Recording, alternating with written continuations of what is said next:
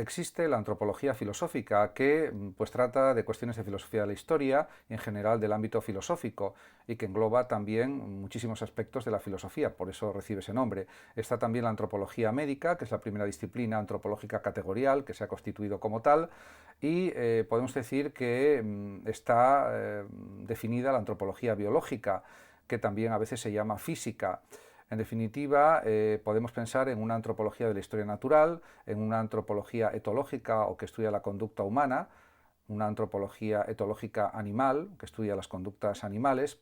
En definitiva, la antropología en el ámbito humano pues, está caracterizada por el estudio de las culturas humanas, de las costumbres, de las actitudes, de las tradiciones humanas, de la psicología humana. Hay muchos vínculos también entre la antropología y la psicología, de hecho hay antropología psicológica, y en definitiva, pues todo esto tuvo su inicio probablemente en el Renacimiento con la antropogénesis, o lo que es lo mismo, pues el surgimiento del ser humano. Se sabe cómo fue hace 4 o 5 millones de años con los Australopithecus y después con pues, el Homo erectus, el Homo habilis, el Homo ergaster, el Homo sapiens sapiens, anteriormente el hombre neandertal, etcétera, etcétera.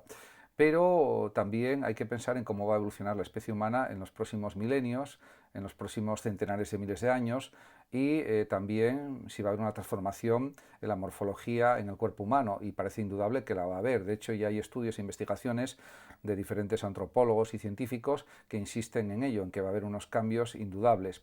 La cuestión es también la investigación ahora que se está haciendo en genética, genética sintética y en el ámbito de la medicina, y también pues la ingeniería genética está aportando nuevos conocimientos y nuevas posibilidades, por ejemplo, con la pues hibridación de especies, etcétera. Todo esto hay que controlarlo con la bioética. El cambio social se ha acelerado enormemente en el siglo XXI y yo diría que desde finales del siglo XX, por medio de Internet, de la digitalización. En definitiva, vivimos en la era digital y está habiendo unos cambios sociales, unos cambios personales, unos cambios de formas de vida, de actitudes ante la vida, de valoración de las situaciones vividas. En definitiva, estamos en una sociedad materialista a ultranza, en la que parece que lo único importante es la novedad, es lo nuevo, es el consumismo, es la diversión pura y dura, sin más pretensiones, y en la que se exalta el valor de la juventud, el valor de la riqueza, y todo lo demás queda como en un tercer o cuarto término. Y en ese sentido, pues hay un cambio social realmente, yo diría que catastrófico, porque se están dejando atrás valores éticos fundamentales como son la justicia, la compasión, en definitiva el respeto a los demás en muchos casos. Esto pues es un cambio civilizatorio realmente tremendo lo que está sucediendo. En relación con los elementos a priori en el conocimiento, cabe decir que la mejor sistematización, la más completa, la más exhaustiva, a mi juicio, es precisamente la realizada por Immanuel Kant en el siglo XVIII, los juicios a priori, porque efectivamente pues, distinguió entre juicios analíticos, sintéticos. Los analíticos son a priorísticos, y también dijo que el juicio sintético a priori es realmente el que fundamenta el conocimiento científico. Por lo tanto, las proposiciones de la física y la matemática son juicios sintéticos a priori. En definitiva, lo a posteriorico pues, forma parte del conocimiento científico en el sentido de las ciencias experimentales como la química, por ejemplo, la biología, etcétera, en cierta medida también la medicina, pero diríamos también ha habido otros grandes pensadores como Leibniz y Descartes que han hablado de la razón y de lo a priorico como lo fundamental en el campo del conocimiento humano para llegar a la verdad.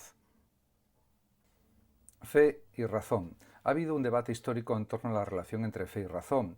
La fe aboga por entregarse a la creencia en una realidad trascendental que encierra la llave de la vida y de sus misterios. En cambio, la razón indica que mientras no haya pruebas de la existencia de esa realidad trascendente, suprasensible, transmundana, pues no se puede certificar que eso sea algo validable, que sea algo cierto. También es verdad que ya, por ejemplo, el propio Aristóteles hablaba de Dios como el primer motor inmóvil, una especie de pensamiento inmóvil que era pues, una figura prácticamente divina. En ese sentido, también es verdad que, por ejemplo, para Guillermo de Ockham, la fe no es accesible a través de la razón. En cambio, pues Santo Tomás de Aquino elaboró las 5 vías para probar la existencia de Dios a través de argumentos a posteriori, de razones a posteriori. En definitiva, es un tema controvertido.